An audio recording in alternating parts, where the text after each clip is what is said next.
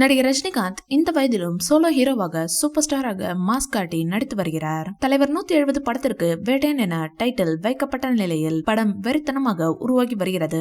தர்பார், ஜெயிலில் தொடர்ந்து மீண்டும் இந்த படத்திலும் போலீஸ் அதிகாரியாகவே நடிகர் ரஜினிகாந்த் நடித்து வருகிறார். வேட்டையன், லால் சலாம், தலைவர் 171 என வரிசையாக பல படங்கள் ரஜினி நடிப்பில் வெளியாக உள்ளன.